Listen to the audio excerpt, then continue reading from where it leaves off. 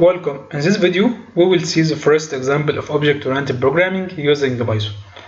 Let's see this example here. This is our example. Here I just create a student class. This class contains from three methods. The first method here is a constructor.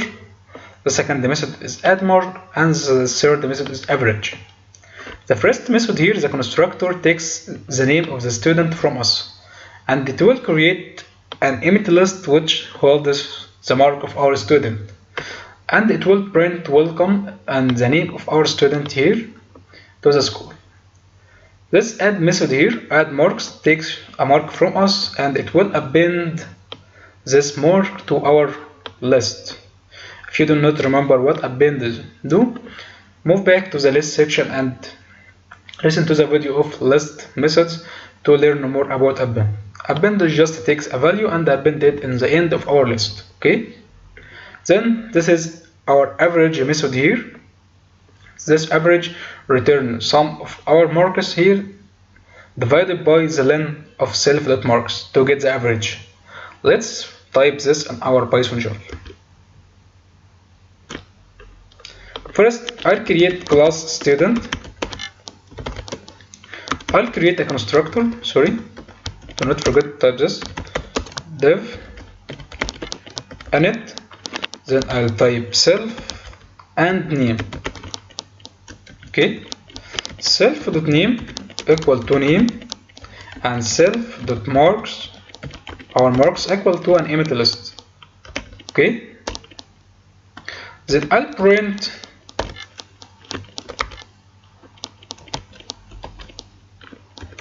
welcome to the school. Then dot format of name.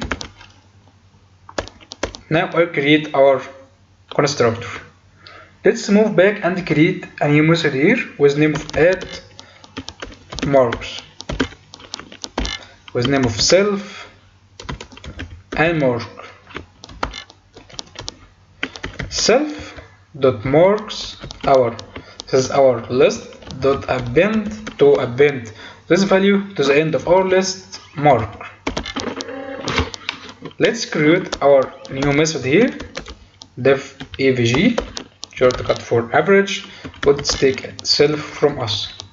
This method will return sum of self.marks here divided by len of self.marks.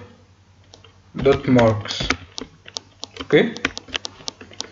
Now we have created our code. Let's run our code, see if there is any error or something. Nothing. Okay.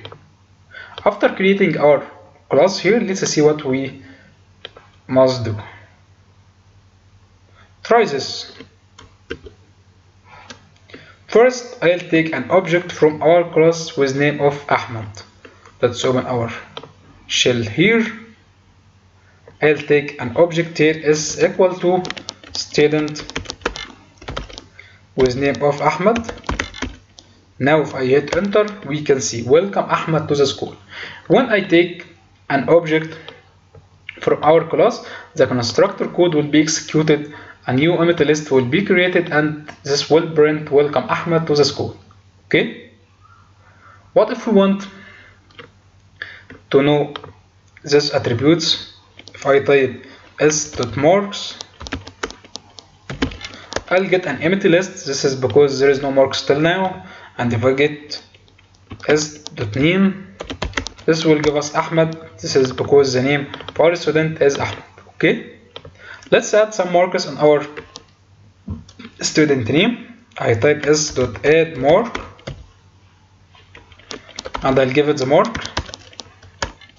Then I'll type s.addMarks and I'll give it the mark. And I'll type s.addMarks again and give it a value. And one more time s.addMarks and I'll give it. Okay. If we want to get the average, just type s.avg, shorts for average, when I hit enter, this is the average of these values. Okay, let's review what we have done. First here, I just create a class student with name of student. In this class, I create 3 methods. The first one is just a constructor which takes a name from us and will print welcome and the name to the school. Then I create a new list in this constructor. Then in the second method, just with name of add marks, which take a mark from us and add this mark or append this mark to our list. Then I create the average method, which will sum all markers on our list and divide it by length of them.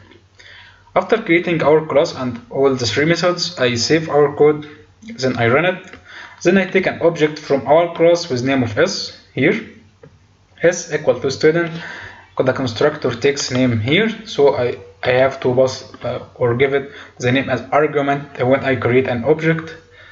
And this sentence has been printed here, welcome Ahmad to the school. Then I check the marks, s.marks is an empty list. Then I check the name, s.name, object.attribute here, Ahmad. Then I add some marks using add mark method here, s.addmarks is this.add marks, and so on. After adding some marks on our list here, if we print s.marks again, we will see a list which holds a value of our marks here. Then if I type s.avg, this method, the third method, return sum of all markers divided by length of them, and this is the average. Okay, this was our first example of object-oriented programming. In the next video, we will see another example of object-oriented programming in details. Hope you like this video and see you next one.